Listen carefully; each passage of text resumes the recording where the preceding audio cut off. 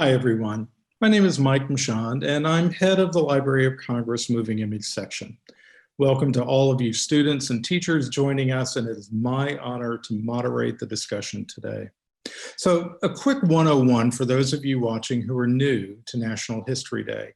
It's an annual competition in which over 500,000 middle and high school students around the US and in American and international schools around the world compete every year. Students work individually or in groups to conduct history research projects centered around a theme. The 2020 theme was Breaking Barriers in History.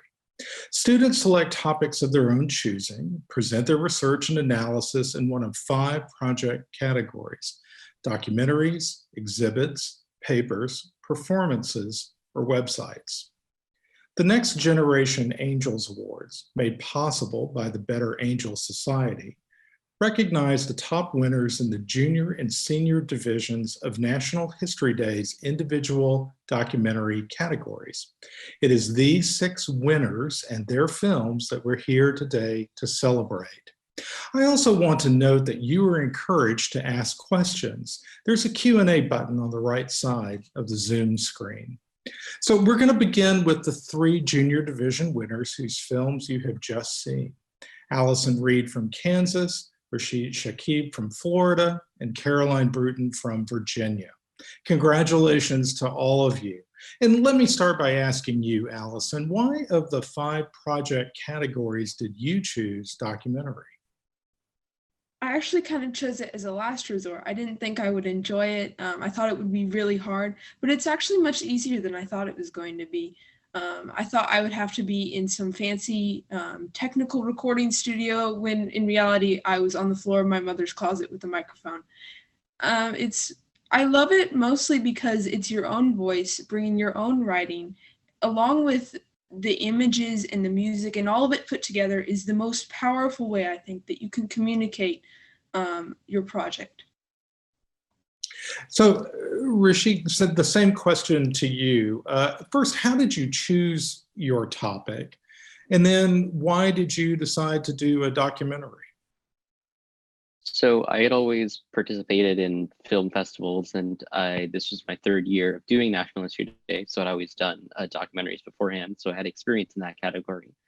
And when choosing my topic, I tried to look for something that was outside of the box, and something that people hadn't really been told, that story hadn't been told before. And it's, as much as it's to my dismay, you can't just Google forgotten people to the history and find the thing that you're looking for.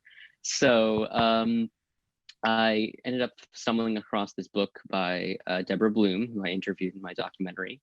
And I read the book and I was inspired, so I ended up taking that for my National History Day documentary.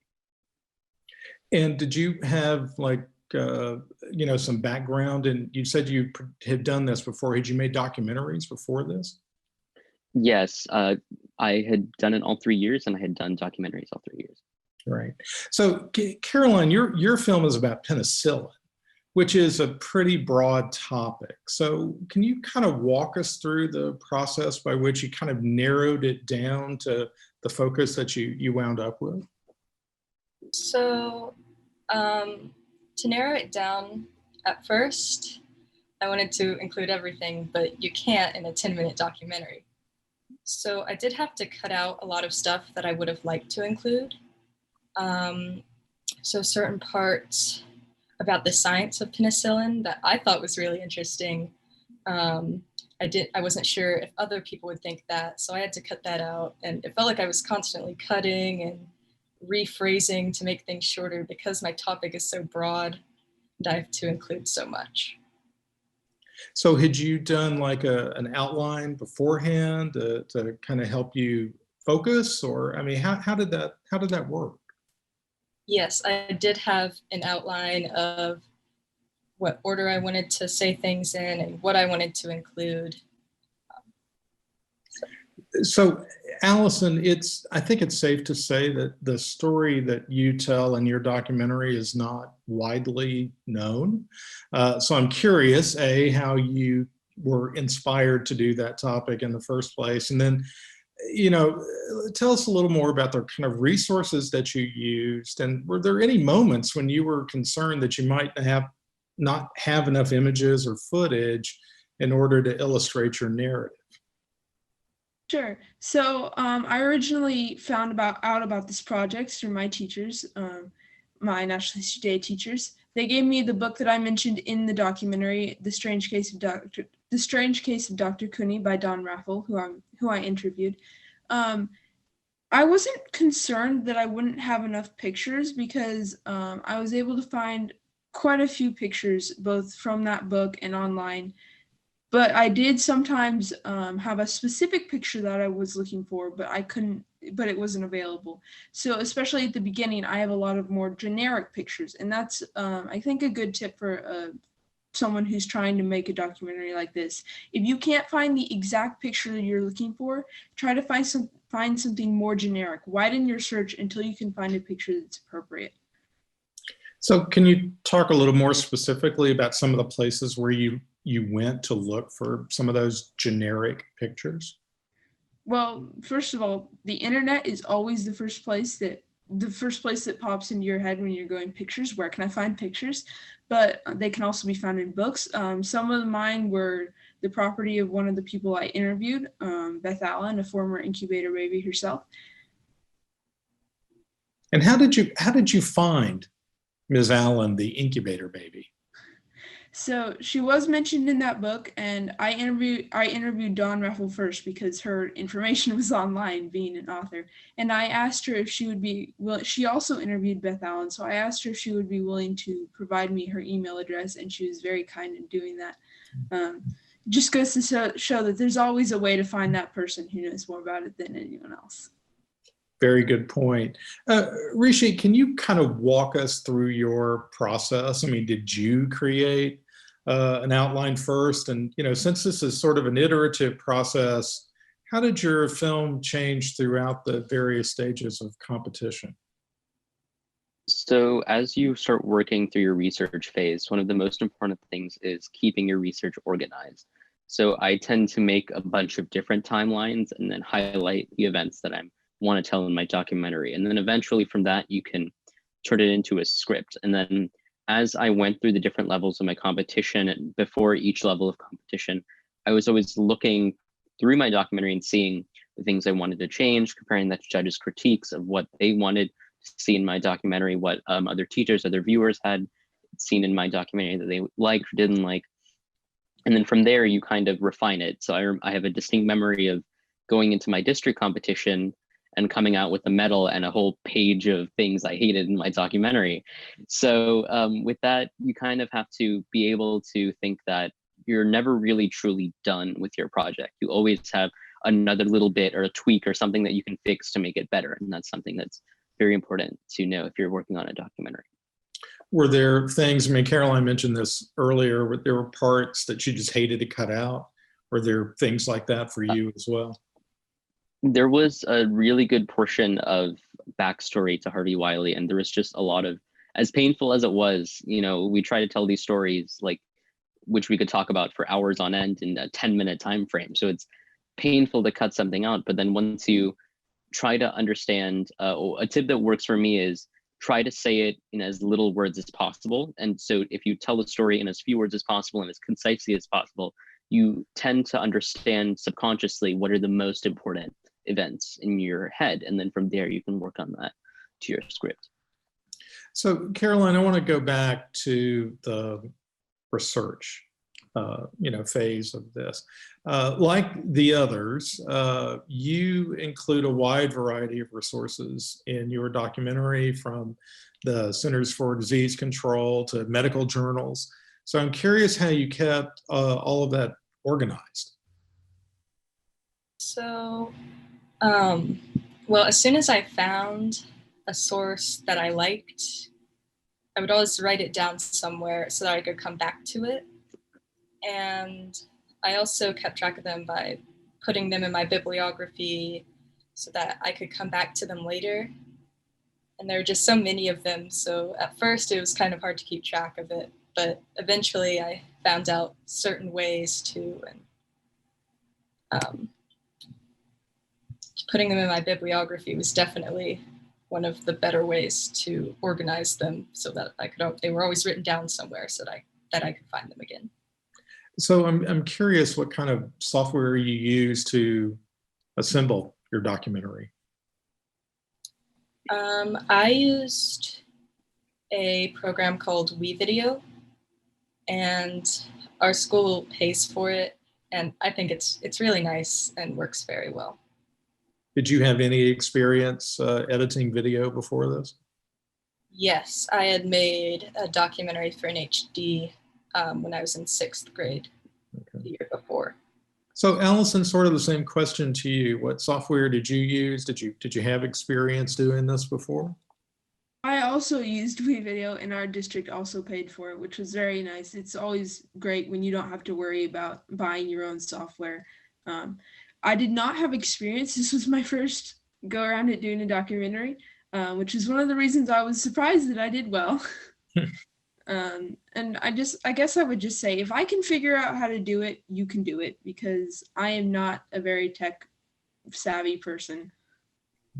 Well, I mean, I'm kind of curious. This really is sort of a question for all of you. There are going to be, I'm sure, students watching us who've never done this sort of thing before and may be concerned about their tech savviness. I mean, we've all watched at this point a lot of films and seen plenty of documentaries. So, you know, you have in your head how these things might be put together, but it's different actually sitting down and constructing that narrative.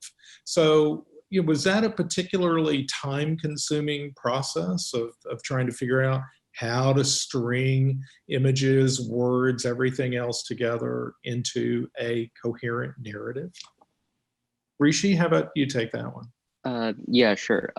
So there's a process when you're filmmaking. It's called storyboarding.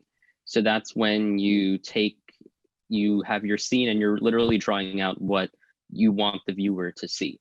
So I didn't fully storyboard, as if I didn't draw out every single picture that I wanted in my documentary, but over my script, I used captions or comments, or I highlighted certain portions, and I was like, okay, during this line, I want to have this kind of photo showing, or a picture of this person or of this place. And then from there, you can kind of organize what media you need to find and what media you need to look in archives for, and what stuff you have already.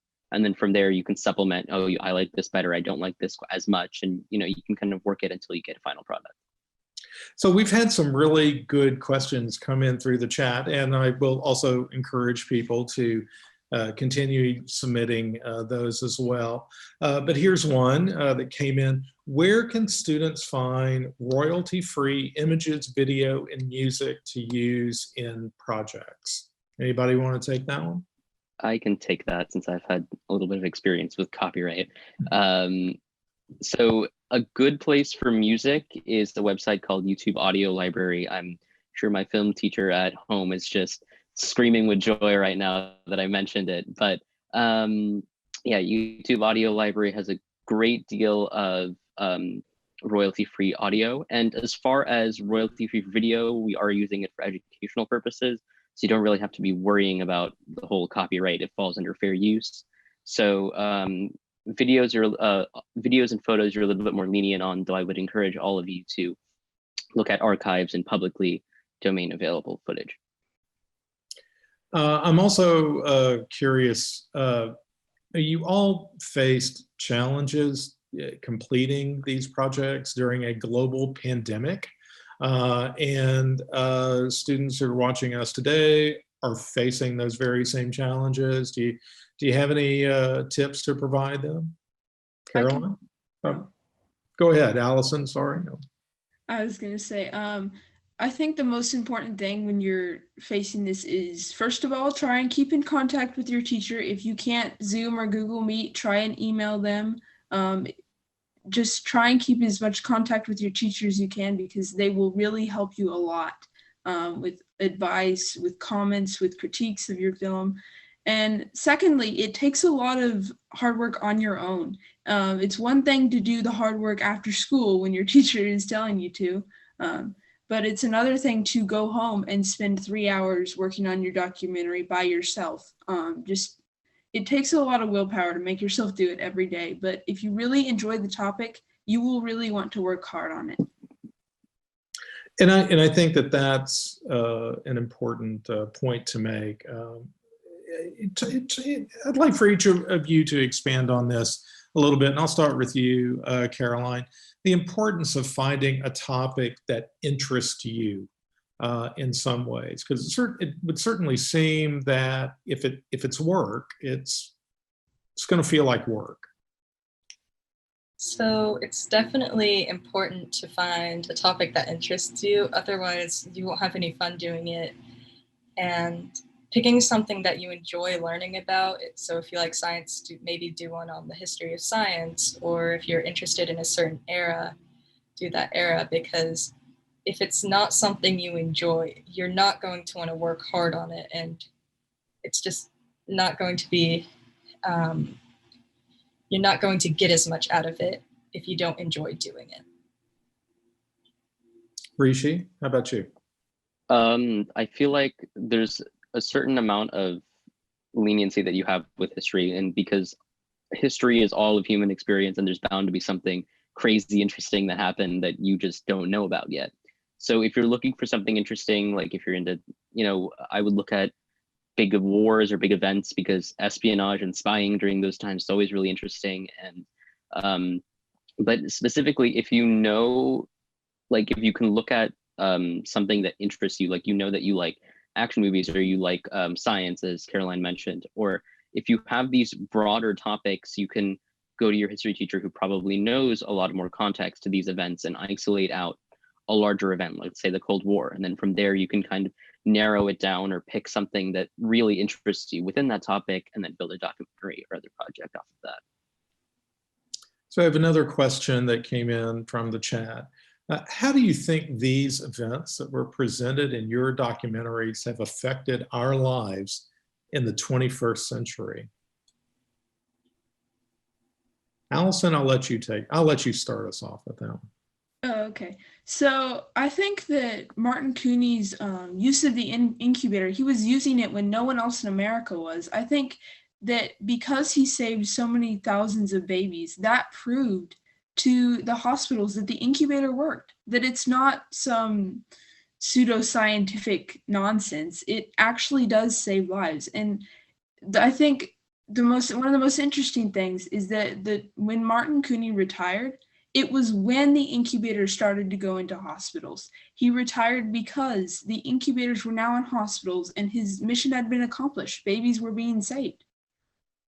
And I think just the incubator is now used to save thousands and thousands of babies. And a lot of the responses I get are, my niece was an incubator baby, my son was an incubator baby. And just the effect that that's had on people, not only that Martin Cooney saved, but also that the incubator has saved, is remarkable. Caroline, how about you? Well, with antibiotics, they're still used today, and they've saved millions of lives. And also right now, with a search for a vaccination for COVID-19, it's important because with penicillin, they did things that they hadn't really done before. Like usually research companies and institutions weren't willing to share their research. They kept it to themselves for profit, but with penicillin, they started sharing it. And that's what's happening in a way right now. It's really cool to look and be like, oh, this happened with penicillin, and I know about this now. And Rishi? So I think that all of us did something that's scientifically related. So I think it's important that you do also, going back to advice for a future filmmaker, is that you have to come back home and connect with your viewer some way. Caroline did it with penicillin. I tried to do it with food safety, since we all have to eat at some point. So there's just a lot of, the more you can connect to your viewer and your audience, the more effectual your documentary will be. I'm also curious too about the connections that you made to your documentary. Not just the fact that you're filmmakers, but did the working on the documentary affect you, and the topics that you chose affect you personally in some way? I think that I've been a lot more conscious about what I'm eating, first off. Second of all, I think that it does show me that a lot of really important stuff that we take for granted is completely missing or has a completely interesting backstory that a lot of us overlook. So I think to dig deeper and find and be grateful for the privileges that we have in a 21st century society. Allison, how about you? I agree with what Rishi said about the privileges of living in a 21st century society and about the background of, especially when it comes to science, everything being more interesting than you think it is. I think this project really made me reflect on how beautiful these little babies are, like their lives, these little babies they would grow up to be, like Beth Allen said, someone who is grateful for their life, someone who has family and friends and loves others and does good in the world. And I think that's just the most beautiful part about it to me. Caroline? So before I started researching penicillin, I was just like, oh, it's just another medicine. But now I know how many lives it's saved and how important it is. And I'm much more grateful for new medical and scientific discoveries that save lives. So another question from the chat. If you had a chance to add something to your documentaries right now, what would it be? 20 more minutes. That has got to be a really difficult part of doing these documentaries. A challenging part, let's just say, is trying to fit that all in 10 minutes. You guys had a lot of information in those 10 minutes. I think that if I could add something, it would be, like I mentioned, I did an interview with Beth Allen, who was a former incubator baby, and the quotes in the audio I used of her in the film were not my own. And I would like to include some of what she said about what her family's reaction was like to her being an incubator baby, what it was like to for her cousins to be able to come and see her in the sideshow.